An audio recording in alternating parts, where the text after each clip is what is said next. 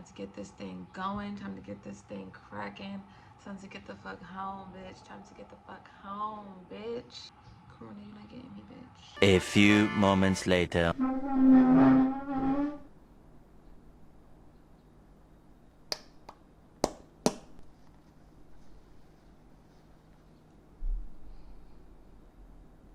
I'm back.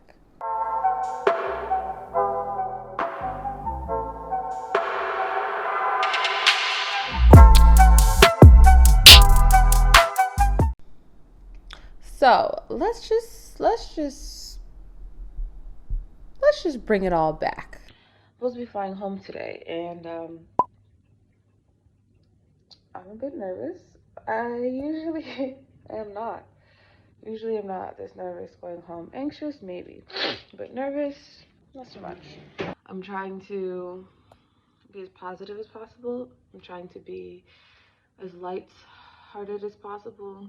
Honestly, I'm just trying to chill. I think my energy is just meant to be this chill. It's meant to be this focus. It's meant to be, just this relaxed. So pray for me, y'all. I have to fly to Taiwan first, and that's on a separate flight. So for the next 9 hours, I'll be just out of my own control. Gotta fly home to LA, and that's not even home. The last flight is taking me to Atlanta. So I'm here in Da Nang, Vietnam still. I'm back in my apartment. I am calmer than I was a couple hours ago. And I'm just going to recap the day, recap what happened, just give everyone an idea of what my life be looking like, because I swear to God, it's a movie, a TV show, or poorly written sitcom.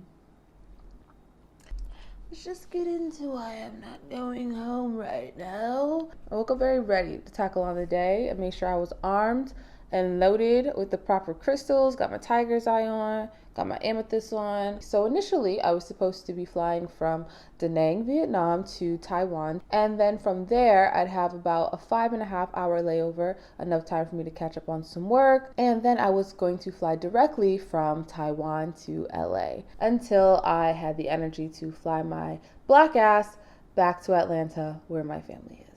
I got to the airport, I had everything packed in together, and I was very proud of myself. I took some time this morning to really put everything together and make sure that nothing was just all over the place. Usually it's frustrating anyway because it's a very long flight. I'm usually flying home for about 20 to 22 hours whenever I'm going from Southeast Asia to America. Once I got there, it really didn't take long. I went to go check in, and the gates let me know right away, hey, effective today, March 19th, those that do not hold basically, if you ain't from Taiwan, bitch, you wasn't getting in. So that meant anyone who had a layover in Taiwan, that meant anyone who was just flying to Taiwan directly, it wasn't going to happen if you were not a citizen there. I go over to the line. This is just my privilege peaking, so I just want to let that be known. Just saying that, what's going to happen now that you can't let us go.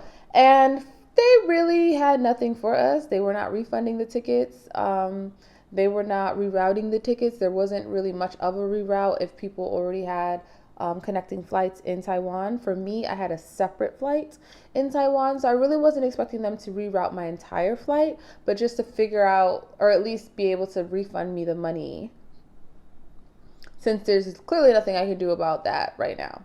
The second thing I came to realize was that since I booked my flights separately, I booked one flight from here to Taiwan and a separate flight from Taiwan to LA, and on separate airlines, I'd have to deal with the airline separately.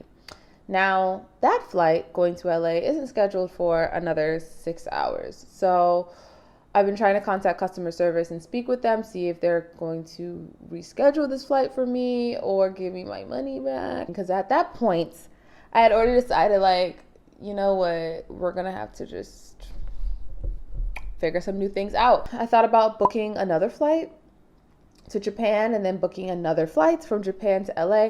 I thought about just sitting in the airport and figure all of this out, but it came to me very quickly that that was not the plan. It came to me very quickly that that's not what I should be doing. So I realized if I go over things in my head over and over is when I usually get stressed out, and I can feel it in my body, and I get tense and stuff, dry mouth, all that. And I'm just like, we ain't doing that. Like, so called my mom, vented. At that point, my plan was to consider staying in Vietnam longer until things kind of blew over back home, because really and truly I feel safer here. Like, I was literally just chilling a week ago. Now it's just like all this chaos, and getting home is damn near impossible. That brought me to my next dilemma.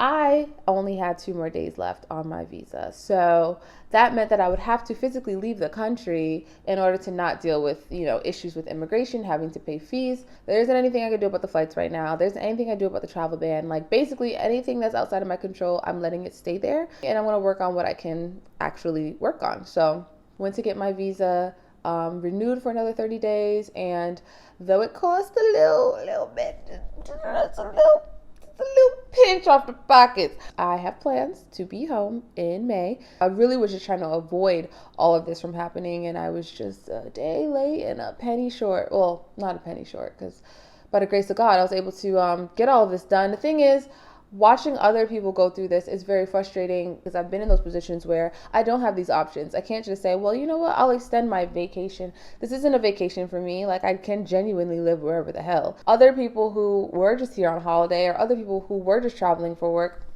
now they're left with the dilemma of traveling further just to get home, putting themselves at further risk.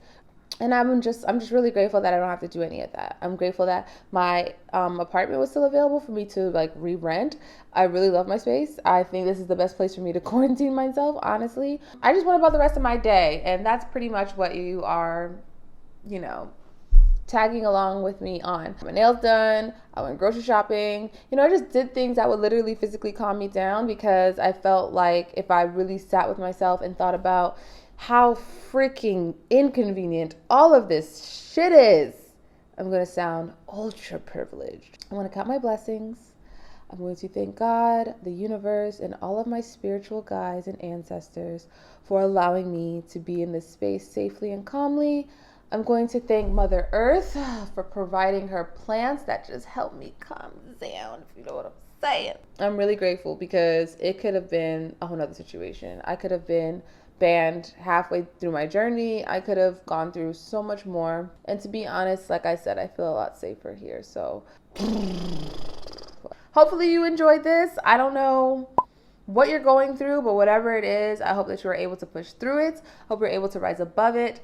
Clearly, if I'm able to navigate myself through travel bans, you can by staying your black ass or white ass or person of color ass home, being safe, sanitizing, washing things. Even if it looked clean, just clean it again. Like, I cleaned my entire apartment before I left out of just common courtesy, and then now I came back to a clean apartment. So I'm just kind of like, that was convenient. Now I get to just chill, I guess, and get back to work, get back to normal business. It is what it is.